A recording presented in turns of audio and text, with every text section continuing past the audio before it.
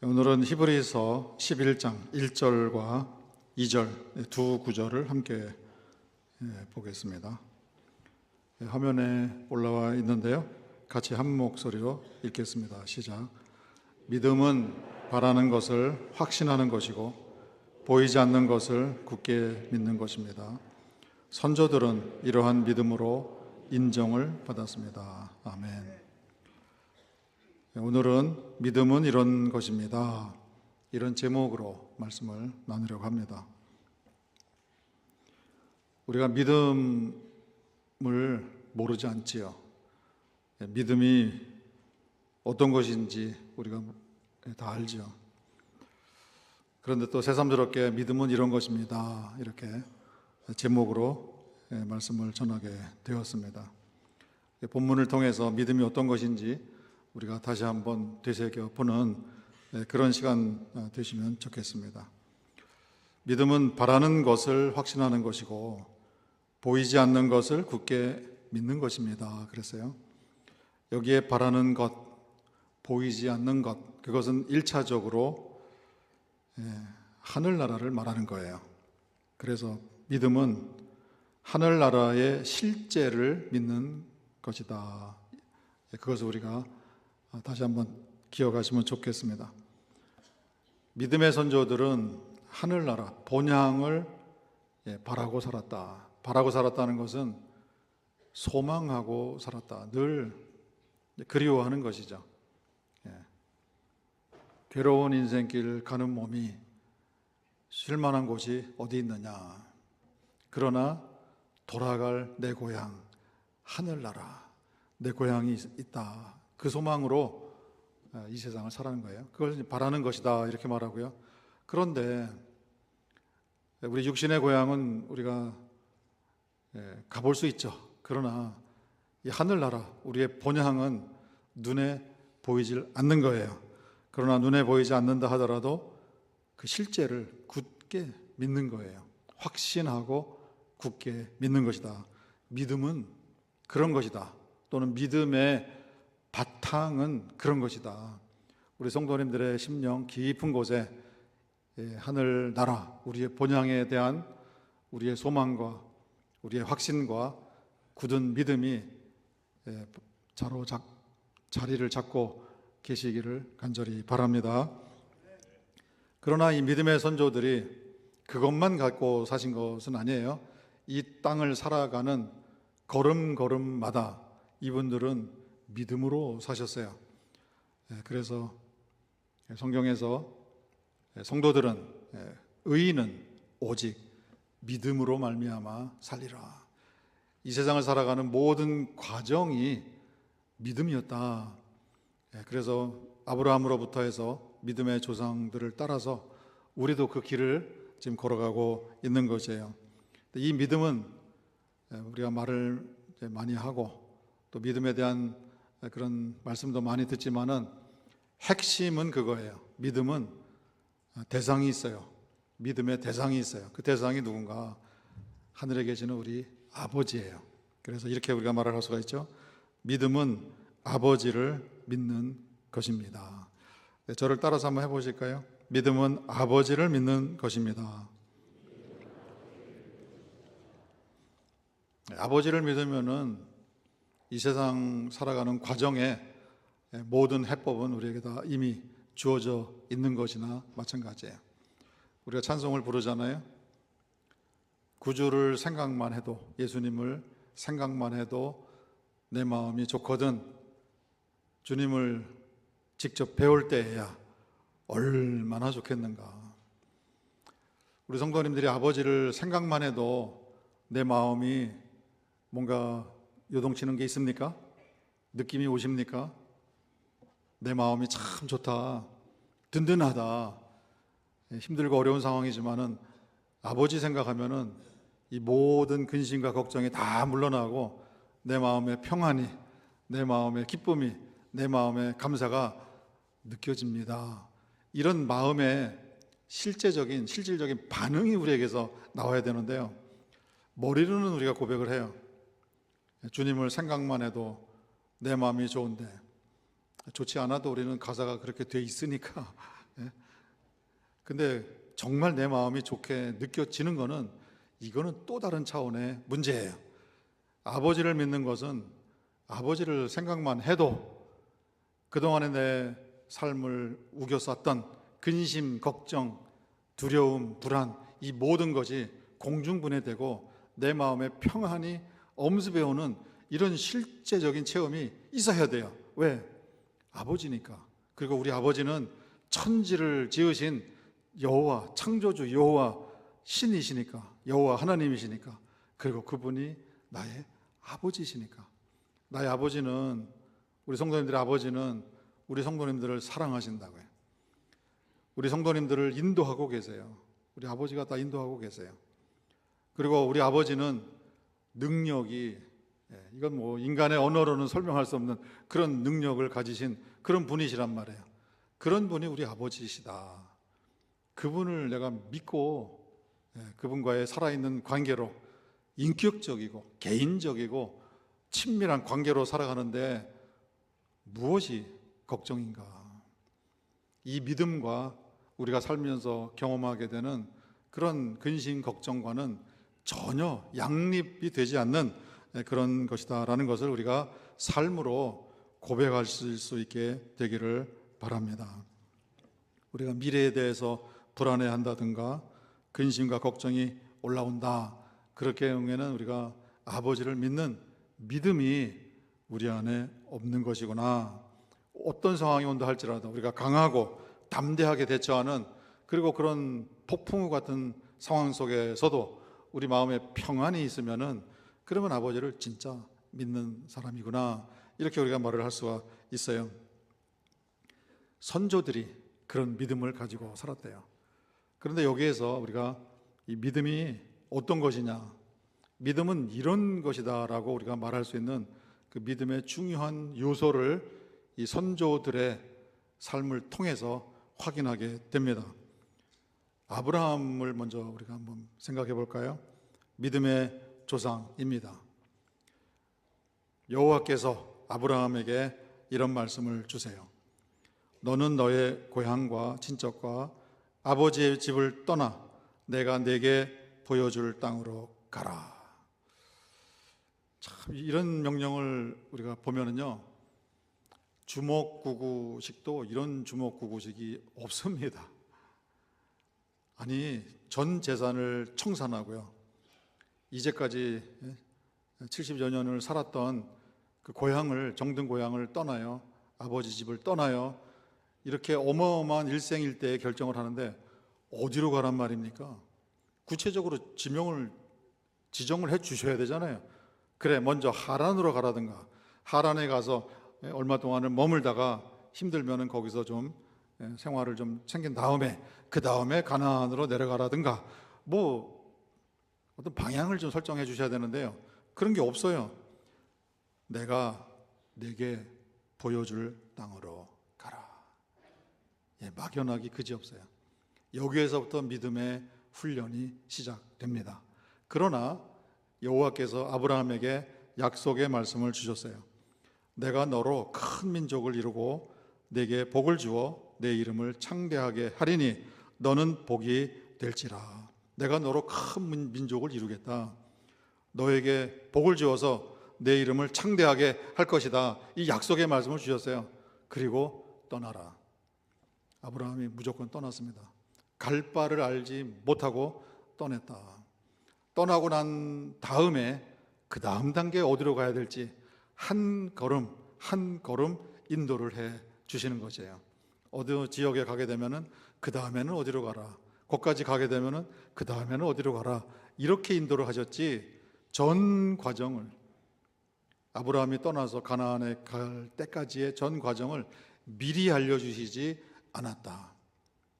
그러니까 아브라함의 믿음을 여호와께서, 하늘 아버지께서 시험하시는 것이고 훈련하시는 것이었구나. 그것이 믿음이구나. 갈 바를 알지 못하고 나아가는구나. 가다 보면은 한 걸음 한 걸음 인도해 주시는 아버지의 인도가 임하게 되는 것이구나. 그거를 훈련받은 거예요. 100세 아들을 얻었습니다. 그런데 느닷없이 그 아들을 모리아산에 데려가서 번제로 불에 태워서 죽이라는 거예요. 제물로 바치라는 거예요. 그런데 그 전에 여호와 하나님께서 약속의 말씀을 주셨어요. 이렇게 갈대아 우르를 떠나기 전에 주신 이 약속의 말씀이죠. 내가 너로 큰 민족을 이루게 하리라. 누구를 통해서? 이삭을 통해서 할 것이다. 그런데 전혀 약속과는 맞지 않는 명령을 주신 거예요. 번제로 드려라. 그 약속의 말씀 받았습니다. 그리고 이삭을 데리고 모리아산으로 갑니다. 아브라함이 어떻게 생각했다고요? 이삭을 번제로 드리면 여호와께서 이 이삭을 다시 살리셔서 약속을 이어가실 거다. 그 믿음으로 모리아산을 향하여 갔다. 그런 얘기예요. 오늘 우리가 읽은 히브리서 11장 17절 말씀에 이렇게 기록되어 있습니다. 아브라함은 시험을 받을 때 이삭을 바치라는 그 명령을 받았을 때 믿음으로 이삭을 드렸으니 그는 약속들을 받은 자로 돼 이 이삭을 통해서 큰 민족을 이루겠다라는 약속을 받았잖아요. 그렇지만은 그 외아들 이삭을 드렸어요. 왜? 하나님이 능히 이삭을 죽은 자 가운데서 다시 살리실 줄로 생각한지라. 이게 믿음이에요. 그런 말씀을 하늘아버지께서 아브라함에게 미리 주신 적 없어요. 말씀만 줬어요. 이삭을 통해서 큰 민족을 이루리라. 그런데 바치라. 그리고 아브라함에게 귓속말로요. 아브라함, 근데 사실은 내가 거기 양을 한 마리 준비해 놓고 있으니까 걱정하지 마. 이런 얘기를 안 하셨단 말이에요. 아브라함이 어떻게 반응하는지, 믿음으로 반응하는지 그거를 본 거야. 여호와께서 하신 말씀 그대로 이루실 것을 믿는지 안 믿는지 그것을 테스트하는 그런 모습을 우리에게 보여주세요. 아브라함이 믿음으로 그 모든 상황을 대처를 했어요. 믿음은 이런 것이에요. 그 상황에 들어갔을 때에 앞으로 미래에 무슨 일이 일어날지 모르지만은 말씀하셨으니까 함께 있다라고 말씀하셨고 또 모든 민족의 근원이 되는 그런 복을 약속해 주셨으니까 그렇게 하시겠지. 그 믿음 가지고 주어진 상황에서 생각이 흔들리지 않는 그런 훈련을 아브라함이 받은 거예요. 우리 믿음의 선조 모세 마찬가지죠. 여호와 하나님께서 모세를 부르셨습니다. 이집트로 다시 가서 내 백성 이스라엘을 구출해 내어라. 살 떨리는 거 아닙니까? 도망쳐 나왔는데요. 거기에 살인을 하고 도망쳐 나온 그 과거가 있는데 다시 모세가 이집트로 들어가면은 잡히자마자 그거는 처형당하는 거죠. 살인자인데 살 떨리는 명령을 주시는 거예요. 거기다가 본인이 무슨 능력이나 있습니까? 거기에 대해서 증거를 요청을 합니다. 아니 제가 가서 여호와 하나님께서 명령하신 그것을 성공적으로 수행한다는 보장이 있습니까? 저한테 뭔가를 좀 증거를 좀 보여주셔야죠. 지팡이 땅으로 던져봐라. 던졌어요. 뱀으로 변했어요. 그 기적이죠. 그건 신비한 하늘아버지의 능력을 나타내 주시는 거예요. 그것까지도 가지고도 미심쩍어 하니까 내 손을 가슴에 넣어봐라. 빼봐라. 뺐더니 그 자리에서 손이 나병 환자의 손같이 한센시병 피부가 완전히 상하는 다시 넣어봐라. 다시 넣었다가 빼니까 말짱하게 회복되는 거예요. 이 정도까지만 보여주시고 가라. 근데 여호와 하나님께서요 귓속말로 야 근데 가면은 내가 10가지 신비로운 기적을 행할 거야. 그러니까 걱정하지 말고 가. 이런 말씀 안 하셨어요. 2가지 증거만 보이고 이집트로 가라. 애굽으로 가라. 그 다음에 어떤 상황이 발생했을 때에 그때 하늘아버지가 함께 계시는 증거들을 그 자리에서 보여주는 그것을 믿고 가는 거예요. 내가 너와 함께 간다. 근데 이스라엘 백성에게 가서 얘기를 했어요. 여호와 하나님이 모세에게 주신 말씀을 그대로 전했어요. 이런 내용이에요.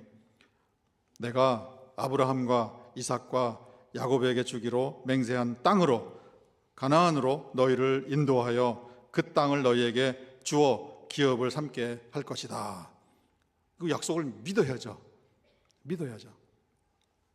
그리고 이런 인을 쳐주시는 거죠. 나는 여호와다. 내가 이렇게 말했다고 이스라엘 백성에게 가서 전해라. 이렇게 말씀을 주십니다. 이거는 모세에게도 주신 말씀이죠. 그렇다면은 이 일이 이루어질 것이다. 그걸 믿고 가는 거예요. 그 이야기를 가서 이스라엘 백성에게 했습니다. 그랬더니 이스라엘 백성이 믿지 않았어요. 근데 여호와께서 모세에게 바로에게 가서 같은 얘기를 선포하라 이렇게 얘기합니다. 모세가 뭐라고 합니까? 여호와 하나님, 당신의 백성 이스라엘도 이 말을 안 믿는데 파라오는 그 말을 믿겠습니까? 이스라엘 백성이 오직 얼마나 한심하게 여호와 하나님의 말씀에 대해서 이렇게 불신으로 반응을 했는지 그 현장 상황을 우리에게 알려주시는 거예요. 이스라엘 백성이 믿지 않은 거예요. 아버지께서 그렇게 하시겠다고 하면은 그 믿어야 되잖아요. 근데 믿지 않았어요. 10가지 재앙을 아주 기적을 일으켜 보여주셨어요. 그리고 이집트로부터 탈출을 시켜 주신 거예요. 해방을 시켜 주셨어요. 그래서 이스라엘 백성이 이제 광야로 나옵니다. 구름 기둥과 불 기둥으로 인도해 주시고요. 그런데 이게 웬일입니까? 홍해가 가로막고 뒤에서 파라오의 군대가 쫓아옵니다. 여호와 하나님이 그들을 훈련시킨 것은 다른 게 아니에요. 10가지 재앙을 체험을 했잖아요. 그리고 말씀을 주셨잖아요. 그러면은 그렇게 하실 것으로 믿었어야죠. 그러면 홍해 앞에서 이스라엘 백성이 이렇게 말했어야 되는 거예요. 우리를 그 무지막지한 파라오의 손에서 건져내신 여호와 하나님, 전능하신 여호와 하나님께서 뭔가 계획이 있으실 거야. 우리를 이 상황으로부터 건져주실 것으로 우리가 믿고 우리 마음은 평안합니다. 믿습니다. 이런 그 반응을 이스라엘 백성이 보였어야 되는데요. 그렇지를 못했어요. 왜? 아버지를 믿지 못했으니까. 뭐라고 했습니까? 애굽에, 이집트에 매장지가 없어서 당신이 우리를 이끌어내어 이 광야에서 죽게 하느냐? 어찌하여 당신이 우리를 애굽에서, 이집트에서 이끌어내어 우리에게 이같이 하느냐? 뭘 어떻게 했다고요? 430년 노예 생활하는 거 살려냈잖아요. 그럼 믿었어야죠. 어떻게 그런 여호와 앞에서 이집트에 매장지가 없어서 광야에서 죽이려고 데려나갔냐? 어떻게 이런 망발을 할 수 있느냐? 이 훈련을 시키는 거예요. 이 40년 동안에 내가 너희를 훈련시켰다. 훈련시킨 목적, 사람이 떡으로만 사는 것이 아니라 하나님의 입에서 나오는 모든 말씀으로 산다. 그것을 훈련을 내가 시켜주기 위해서 너희를 40년 동안 광야를 걷게 했다. 그 훈련이 이스라엘 백성이 현장 상황에 갔을 때 믿지 못했어요. 근데 이 이야기는요, 모세에게도 귀뜸을 해주신 적이 없습니다. 모세야, 조금 가다 보면은 홍해가 나타나는 거, 홍해가 있는 거 알지? 근데 뒤에서 바로의 군대가 쫓아올 거야. 그러나 걱정하지 마. 내가 다 계획을 해놨어. 이스라엘 백성이 바다 물이 갈라져서 그 바다 길을 맨 땅을 걷는 것처럼 걷게 해줄 거야. 그러니까 걱정하지 마. 미리 알려준 적이 없어요. 현장에 갔을 때 모세도 당황했고 이스라엘 백성도 당황했어요. 그러나 그 자리에서 모세는 외쳤어요. 왜? 여호와 하나님의 약속을, 말씀을 믿었으니까. 그리고 여호와께서 말씀을 주셨잖아요. 오늘날 너희는 가만히 서서 너희를 위하여 베푸는 여호와의 구원을 바라만 봐라. 그렇게 선포를 한 거예요. 그 이후에 역사가 일어났어요. 믿음의 조상 여호수아의 경우를 보죠. 여호수아가 모세의 뒤를 이어서 이스라엘을 이끌고 이제 광야길을 갑니다. 그때 말씀을 주셨어요. 약속을 주셨어요. 이렇게 말씀을 주셨습니다. 강하고 담대하라. 너는 내가 그들의 조상에게 맹세하여 그들에게 주리라 한 땅을 이 백성에게 차지하게 하리라. 그러면은 차지하는 거예요. 그들이 걸어가는 그 여정 속에서 무슨 일이 나오든 만나든지 여호와께서 그 땅을 차지하게 하리라 말씀하셨으니까 되는 거예요. 그걸 믿고 들어가야 되는데요, 여호수아에게 이런 약속을 먼저 주시는 거예요. 내가 네게 명령한 것이 아니냐? 강하고 담대하라. 두려워하지 말며 놀라지 말라. 내가 어디로 가든지 내 하나님 여호와가 너와 함께 하느니라. 아멘. 여호수아는 이걸 믿었어요. 그리고 여호수아 갈렙의 이야기 우리가 말씀을 드렸잖아요. 12명의 정탐꾼을 보냈는데 돌아와서 10명의 정탐꾼은 합리적이고 이성적이고 객관적이고 또 사실적인 그리고 과학적인 그런 인간의 기준에서 정확한 보고를 했어요. 우리는 집니다. 그러나 여호수아 갈렙은 그런 보도를 하지 않았어요. 여호와 하나님의 약속을 믿고 그들에게 선포했습니다. 가데스 바네아 광야에서 돌아온 여호수아가 이런 얘기를 합니다. 이스라엘 백성이요, 여호와께서 그대들을 위해서 이집트에서 행하셨던 일 기억하지 않습니까? 10가지 재앙, 그리고 그 광야 길에서 그 기적들을 다 보여주시지 않았습니까? 그렇게 하셨던 것처럼 이들 앞에서도 우리에게 그런 기적을 행하실 것입니다. 왜? 약속을 믿으니까. 이스라엘 백성은요, 밤새 통곡하고 모세를 죽이고 우리가 다른 지도자를 세워서 이집트로 돌아가자, 이런 반응을 보였어요. 거기에 대해서 여호수아가 일어나서 일장연설을 하는 거예요. 사람이 자기 아들을 안는 것 같이 여호와께서 우리 민족을 안아서 여기까지 데리고 오시지 않았느냐? 그거를 왜 못 믿소? 너희보다 앞서서 그 길을 가시는 분 아니냐? 여호와께서는 그런 분 아니냐? 이미 저 안에 가나안 족속들 안으로 들어가셔서 우리를 위해서 길을 내시는 그런 여호와이신 줄 왜 믿지 못하느냐? 이전에 구름 기둥과 불 기둥으로 갈 길을 지시해 주신 분 아니냐? 앞으로도 그렇게 하실 것 아니냐? 그러면서 이 말을 외칩니다.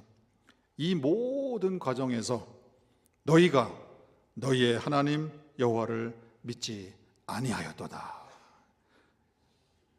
예수님이 이 세상에 오셨어요. 제자들을 훈련시킵니다. 똑같은 훈련입니다. 여호와께서 이스라엘 민족을 광야 40년 동안 훈련시킨 것이나 제자들을 3년 동안 훈련시킨 것이나 똑같습니다. 폭풍 한 가운데로, 바다 한 가운데로 예수님이 제자들을 데리고 갑니다. 배에 물이 들이쳐서 다 죽게 되었습니다. 그 상황에서 제자들이 예수님을 흔들어 깨우고 우리가 죽게 된 것을 안 돌아봅니까? 이런 이제 불평을 하는 거예요. 그때 예수님이 일어나셔서 뭐라고 야단치십니까? 왜 두려워하느냐? 이 믿음이 적은 자들아. 왜 두려워하느냐? 이 믿음이 적은 자들아. 예수님이 거기 계시는데 왜 믿지 못하느냐? 임마누엘이 여기 계시는데 왜 믿지 못하느냐? 가데스 바네아 광야에서요, 여호수아가 외친 말이죠. 너희가 너희의 하나님 여호와를 믿지 아니하였도다. 그 선언이나 예수님이 제자들 향해서 너희가 믿지 않는구나, 그 선언을 하신 것이나 사실은 같은 얘기예요.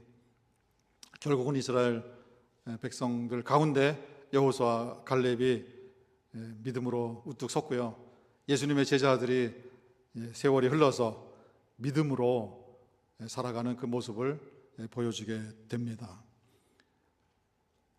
우리 하늘 아버지께서는요, 미리 앞서서 보여주시지를 않습니다. 믿음은 그런 것입니다. 우리 아버지는 우리를 사랑하십니다. 우리 아버지는 우리를 인도하십니다. 우리 아버지는 능력이 많으십니다. 하늘과 땅과 바다와 그 가운데 만유를 창조하신 창조주십니다. 그분이 나에게 약속을 주셨습니다. 나는 그것을 믿습니다. 그것이 우리에게 평안을 주는 거예요. 예수님이 이 세상을 이제 떠나시며 승천하시기 전에 제자들에게 주신 약속이죠. 내가 세상 끝날까지 너희와 함께 있으리라. 우리 성도님들과 지금 여기에 우리 성도님들의 삶의 생활 현장에 함께 계심을 우리가 아셔야 합니다. 왜? 우리는 그분의 자녀예요. 그분의 딸이고 그분의 아들이에요. 그분이 우리와 함께 계세요. 그분은 우리에 대해서 우리가 우리를 아는 것보다 더 정확하게 알고 계시고요. 우리의 앉고 서는 것, 눕고 일어나는 것, 그 모든 것을 다 보고 계시고 알고 계세요. 왜? 우리 아버지시니까. 그분은 우리를 사랑하세요. 원수의 목전에서 우리 앞에 상을 베풀어 주시는 그런 분이세요. 능력, 무한하신 분이시죠. 우리는 유한하지만 우리 아버지는 무한하신 분이세요. 그래서 시편 기자도 내가 산을 향하여 눈을 들리라. 아버지를 향하여 눈을 듭니다. 나의 도움이 어디서 오느냐? 천지를 지으신 여호와께로다. 그분을 믿고 가는 거예요. 우리 성도님들의 삶의 여정 속에서 어떤 풍랑이 우리에게 덮칠지 몰라요. 그러나 아버지를 믿는다면요, 우리 마음에 평안이 임해야 합니다. 왜? 아버지를 믿으니까. 우리 마음에 평안이 있으면 그 다음의 해결책은 아버지께서 마련해 주실 것으로 우리가 믿는 것이죠. 그리하지 아니하실지라도 나는 아버지를 믿습니다. 아버지가 아버지이신 것을 믿습니다. 나를 사랑하시는 것 믿습니다. 나를 인도해 주시는 것 믿습니다. 아버지는 능력이 많으신 것을 제가 믿습니다. 나에게 주신 그 말씀을 제가 붙듭니다. 이런 믿음으로 그 상황 속에 평안한 것이, 그것이 믿음이에요. 우리 성도님들의 믿음이 그런 믿음이 되시기를 간절히 바랍니다. 그런데 그런 상황에 우리가 가게 되면은요, 우리도 이스라엘 백성처럼, 우리도 예수님의 제자들처럼 그 상황에서 그냥 어쩔 줄 모르고 이제 반응을 하게 돼요. 그 반응의 가운데 우리는 궁금한 거예요. 답답한 거예요. 당황스러운 거예요. 이 상황에 대한 미리 해결책이 어떻게 올지를 좀 알았으면 좋겠다. 그런 마음이 우리에게 있잖아요. 그래서 그런 얘기해요. 그 교회 다니는 많은 분들 중에 점집을 참는 분들이 많다. 답답하니까. 교회 와서 목사님한테 기도해 주세요. 그러면 이럴 때 어떻게 해야 됩니까? 그러면은 기도해 봅시다. 이렇게만 답하지. 아니 속 시원하게 이래라 저래라 어떤 예언 기도도 좀 해 주시고 그렇게 좀 쪽집게 같이 좀 알려주시면 참 좋겠는데, 두 가지죠. 하나는 목회자들이 영빨이 없어서 그런 경우도 있을 수 있고요. 또 하나는 성도들이 그런 부분에 관심을 가지면요, 믿음이 다 무너져 내립니다. 믿음이 다 녹아져서 없어져 버려요. 믿음은 그런 것이 아니기 때문에. 방금 전에 설명드린 것처럼 이 상황이 부딪혔을 때 폭풍우가 몰아치는 그런 상황이 온다 할지라도 아버지를 믿고 아버지의 사랑과 인도하심을 믿고 내 마음의 평안을 누리는, 이것이 믿음이지, 이 폭풍우 같은 상황이 이 속에서 해결책을 미리 귀뜸해 주시고 그것을 기대하는 그런 게 믿음이 아니다라는 것을 설명을 드렸잖아요. 구약에서도 그런 모습이 있어요. 사울 왕의 경우가 대표적인 경우인데요. 사무엘상 28장에 보면 이런 내용이 기록되어 있어요. 신접한 여인을 통해서 사무엘 선지자를 불러 올립니다. 그 시대에 여호와께서 명령을 내리셔서 모든 이스라엘의 신접한 여인들 다 죽이라 했는데요, 다 죽였는 줄 알았는데 신접한 여인이 또 있네요. 그거는 사울의 명령을 받은 이스라엘의 그 형을 집행한 사람들도요, 이 신접한 여자는 살려놓은 것 같아요. 이 무당은 신통한 아주 능력이 많은 무당으로 그 사울의 휘하에 있는 고관들도요, 신접한 여인들을 이렇게 찾아가서 내가 장관이 될까 안 될까 알아봐 달라. 이번 국회의원 선거에서 내가 당선될까 안 될까 알아보라. 무당을 찾아가는 요즘의 모습이나 사울의 밑에 있었던 정치인들 똑같은 모습을 보였던 것 같아요. 다 죽이라고 했는데 안 죽이고 신접한 여인이 살아 있었어요. 사울도 좀 궁금했는 모양이죠. 야, 혹시 니네가 살려놓은 신접한 여인 있냐? 물어봤던 것 같아요. 네, 신접한 여인들 중에서 최고수는 살려놨습니다. 아마 그런 거 아니겠어요? 그러면 우리가 몰래 변장하고 가서 만나보자 말했더니요, 신접한 여인이 그런 얘기 하잖아요. 사울 왕이 신접한 여인 다 죽이라고 했는데 왜 나한테 와서 그런 질문을 합니까? 그랬더니 사울이 여호와의 이름을 걸고 안 죽인다. 나중에 이 사람이 사울인 것을 알고 그 신접한 여인이 벌벌 떠는데요, 걱정하지 마라, 너 안 죽는다. 결국은 사무엘 선지자를 불러 올립니다. 근데 불러 올려진 사무엘이 진짜 사무엘인지 그 부분은 우리가 또 한번 이제 생각을, 말씀을 나눌 기회가 있으면 좋겠는데, 어쨌든 사무엘이라 이름하는 어떤 영이 올라옵니다. 질문을 던지는 거예요. 그러면서 이런 얘기를 해요. 제가 심히 다급했나이다. 이게 사울의 말이에요. 블레셋 사람들은 나를 향하여 군대를 일으켰고 여호와 하나님은 나를 떠나서 다시는 선지자로도 꿈으로도 내게 대답하지 아니하십니다. 그런데 내가 답답해서 미치겠습니다. 내가 이 블레셋 군대하고 싸워서 이길 건지 질 건지 그게 궁금해서 못 견디겠습니다. 내가 행할 일을 알아보려고 당신을 불러 올렸나이다. 믿음이 없는 거예요. 이미 여호와 하나님께서는 사울에게 무수히 많은 말씀을 주셨어요. 그거를 안 믿은 거예요. 믿음이 없으니까 무당을 찾아가는 그런 일이 일어나요. 우리 성도님들은 그런 일이 없으시기를 바랍니다.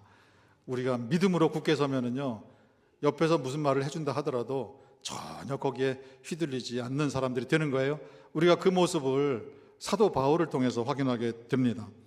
사도 바울이 이제 1차, 2차, 3차 선교 여행을 마치고 이제 마지막으로 예루살렘으로 올라갑니다.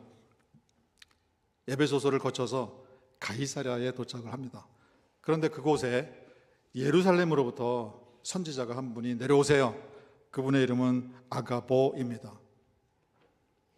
그리고 하는 말이 사도 바울의 허리띠를 가져다가 자기 손을 묶고 이런 말을 하는 거예요. 성령님이 이렇게 말씀하셨습니다. 예루살렘에서 유대인들이 이같이 이 띠 임자를 결박하여 이방인의 손에 넘겨줄 것입니다. 그 얘기를 한 거예요. 그랬더니 가이사랴에 있는 예수님의 모든 제자들이요, 다 울고 아주 소란을 피웠어요. 제가 거기 있었으면은 놀고들 있으시네 이렇게 얘기했을 건데요. 죄송합니다. 답답해서 그런 거예요. 믿음이 다 무너졌어요. 그 아가보 선지자가 본 것은 틀린 말은 아니에요. 맞는 말이에요. 그러나 그것은 예수님의 계획이었어요. 거기에 대해서 사도 바울이 이렇게 답합니다. 나는 주님이신 예수님의 이름을 위하여 결박당할 뿐 아니라 예루살렘에서 죽을 것도 각오하였노라. 이 말은요, 사도 바울도 다 알고 있다는 거예요. 올라가면 유대인들의 손에 붙들려서 결박당하고 이방인들에게 넘겨질 것을 사도 바울도 모르는 바가 아니다. 나는 그거 다 각오했다. 그거예요.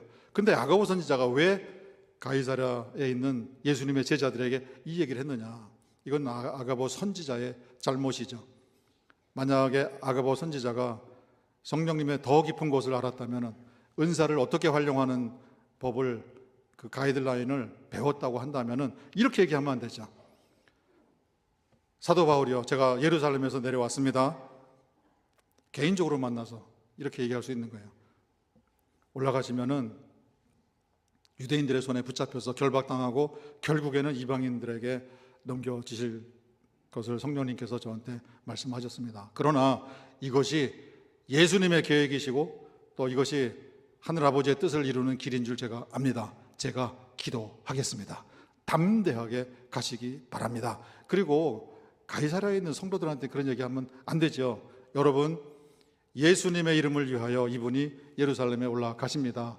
많은 어려움이 있을 것입니다. 그러니 사도 바울 사도를 위해서 우리가 뒤에서 열심히 기도하고 주님의 뜻을 이루도록 우리가 기도로 응원합시다. 이렇게 얘기를 했어야 되는 거예요. 저희가 싱가포르에 살 때요, 어떤 이제 고등학교 졸업하는 학생이 있었어요. 그 학생이 이제 미국으로 대학을 지원을 해서 동부에 있는 명문 대학에 합격을 했어요. 본인도 이거는 합격할 것으로 기대하지 못했는데 합격이 된 거예요. 부모도 기대하지 못한 그 명문학교에 입학이 돼가지고 너무 감사한 거예요. 근데 그 싱가포르에요. 그때 당시에 기도하는, 우리가 이제 흔히 은혜자라는 분이 있었어요. 이 아이는 능력이 안 됩니다. 그러니까 그 학교 가는 거는 좀 아닌 것 같습니다. 이런 얘기를 했다고 저한테 이제 어떻게 할까요? 질문을 하세요. 그래서 제가 쓸데없는 소리, 그 사실은 맞는다. 그 아이가 현재 그 명문대학교 가서 수업을 하고 그 학업을 따라가기에 능력이 안 된다. 그렇지만은 그것을 그렇게 얘기하는 거 아니다. 그래서 그 아이한테 이렇게 얘기하라 얘기를 했어요. 그 학교로, 명문학교로 입학을 해주신 것은 하늘 아버지의 인도하십니다. 네가 그 학교에 가고 싶으면 그 학교 가라. 그러나 그 학교 입학한 다음에 너는 명심할 것이 있다. 너는 신앙생활 잘하고 힘들고 어려운 일이 있을 때 하늘 아버지께 꼭 기도하면서 그 믿음을 가지고 대학생활을 하면은 그러면 문제가 없을 것이다. 그래서 결국은 그 아이가 그 학교로, 명문학교로 진학을 했어요. 결과가 어떻게 됐을까요? 졸업할 때 우등으로 졸업을 했습니다. 여호와께서 인도하신 길, 아버지께서 인도하신 길, 우리가 세월을 따라서 세월이 흘러가잖아요. 저와 우리 성도님들의 삶도 흘러갑니다. 가다 보면은 건너기 힘든 강물이 나올 수도 있고요.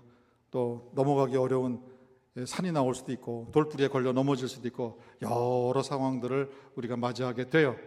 그러나 우리에게는 약속이 있잖아요. 말씀이 있잖아요. 내가 세상 끝날까지 너희와 함께 하겠다. 우리 성도님들과 함께 계시는 주님이 계시잖아요. 사망의 음침한 골짜기로 간다 한들 왜 우리가 두려워합니까? 여호와께서, 아버지가, 예수님이 나와 함께 하신 것을 믿는다면은, 그러면 우리는 거침이 없는 거예요. 그것을 일컬어서 믿음이다 이렇게 말하는 거예요.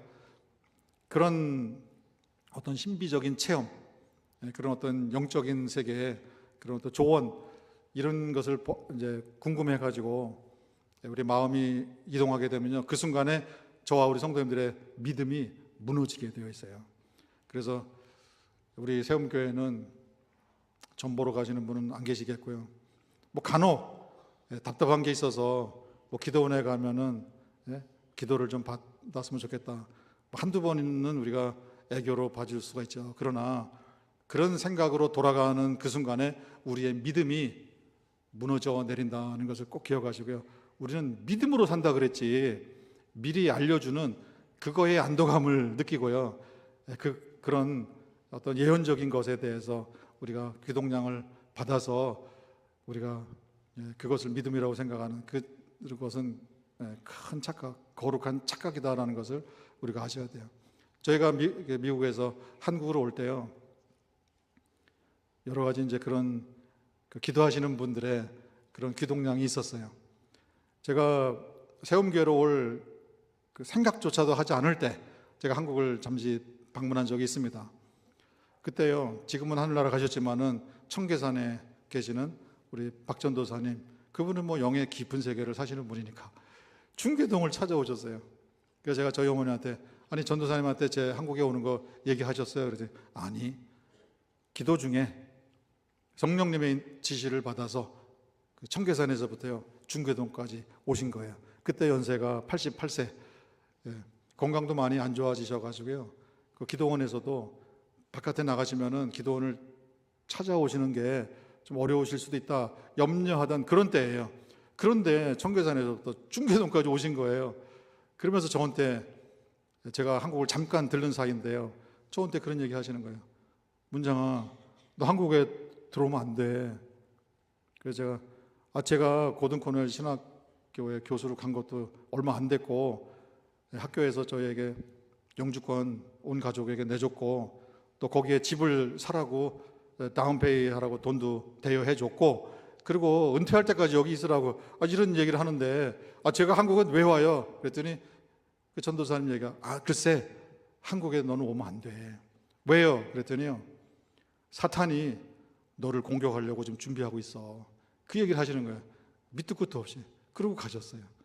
저는 난 뭐 한국에 올 생각도 없는데, 그리고 나중에 한국에 오는 이야기들이 있었어요. 그때 제 주변에 기도하는 분들이 있어요. 은혜자들이 있으세요. 여러분이 계세요. 한 분도 빠짐없이 한결같이 교수님 한국에 가지 마세요. 그 교회는 교수님하고 아닙니다. 한국에 가시는 응답이 없습니다. 한결같이 얘기하세요. 근데 결국은 이제 제가 제 아내하고 그래 우리가 한번 직접 하나님께 여쭤보고 가부당간 결정하고 우리가 최후 통첩을 하자. 가든지 말든지 결정을 하자 하고 기도를 들어갔어요. 그때 이제 여러 가지 이제 응답을 주셨는데요. 한국으로 가라는 이제 응답을 주신 거예요. 그때 제가 질문을 한 것이 이제 그거예요. 그렇다면은 아버지, 그동안에 박전도사님을 비롯해서 여러 은혜자들이 저보고 한국을 가지 말라고 한 그 이유가 뭡니까? 다 성령님께서 가시지 말라고, 아가보 선지자 같이 가시지 말라고 만류한 이유가 뭡니까? 그때 저한테 응답을 주셨어요. 내가 늘 설교한 내용 있잖아. 시편 1편 1절. 복 있는 사람은 악인들의 꾀를 쫓지 않는다. 악인들의 카운슬링을 쫓지 않는다. 개인적인 관계에서는 악인들이 아니에요. 아버지의 뜻을 거스르는 게 악인이에요. 그분들은 현상을 보고 맞는 거예요. 제가 와가지고 고생 죽게 한 거 맞잖아요. 우리 성도님들도 뭐 같이 고생을 많이 하셨잖아요. 근데 그분들의 기도가 틀린 것은 아니에요. 맞는 거예요. 그러나 이것이 아버지의 뜻이고 이것이 아버지의 인도하심이고 이것이 아버지께서 저를 사용하시는 방식이다. 그거는 그분들이 얘기하지 않은 거예요. 그러면서 저한테 주신 말씀이 또 있어요. 오늘 제가 말씀드린 여호수아 1장 9절 말씀이에요. 너는 강하고 담대하라. 놀라지 말라. 두려워하지 말라. 어디로 가든지 내가 너와 함께 하느니라. 그 사람들의 말보다도 내가 내 말을 듣고 내 말에 순종하는지 내가 테스트한 것이다. 그런 응답을 주셨어요. 그래서 저희가 세움교회로 오게 된 거예요. 아버지의 인도하심 따라서 가는 이것이 믿음이죠. 궁금하니까 어떻게 될지 모르니까 어디 주변에 그런 은혜자 없나 뭐라고 하시는가 들어보자. 이런 마음으로 마음을 빼앗기지 않는 것, 그게 믿음이다라는 것을 우리가 아셔야 돼요. 사도 바울처럼 나도 알고 있습니다. 모르는 바 아닙니다. 그러나 예수님의 이름을 위하여 고난당하는 기쁨으로 나는 갑니다. 그 길을 통해서 아버지께서 뜻하신 일들이 이루어지게 될 것입니다. 나는 그 길을 갑니다. 그러니 그 날 밤에 예수님께서 보내신 천사가 나타나서 두려워하지 말라. 여호수아에게 주신 말씀을 똑같이 줍니다. 강하고 담대하라. 내가 너와 함께 하느니라. 그 약속을 가지고 예루살렘으로 올라간 그 모습을 우리가 바라봅니다. 저와 우리 성도님들의 삶이 그런 믿음으로 걸어가는 삶이 되기를 바랍니다. 믿음은 그런 것이에요. 믿음은 그런 것이에요. 아버지께서 말씀하셨으면, 예수님이 그래서 이 땅에 오셔서 광야에서 시험 받으셨어요. 사탄이 나타나가지고 신비적인 현상들을 나타내 주는 거예요. 너 능력 있잖아. 네 능력으로 돌멩이를 떡으로 만들어봐. 그리고 위에서 떨어져 내려봐봐. 그러면 천사들이 발등상 하나도 다치지 않게 다 그런 신비적인 체험을 할 거야. 그리고 높은 산에 올라가서 천하만국을 다 보여줍니다. 이건 신비의 세계예요. 영적인 체험의 세계예요. 그러나 예수님이 딱 잘라서 말합니다. 사람이 떡으로만 사는 것이 아니라 아버지의 입에서 나오는 말씀으로 산다. 우리 성도님들에게 계속 끊임없이 말씀을 하고 계십니다. 그 말씀을 받으시고 그 말씀을 믿으시고 나와 함께 계시는 하늘 아버지를 믿는 믿음으로 이 세상을 이겨내시는 우리 성도님들 다 되시기를 주님의 이름으로 축원드립니다.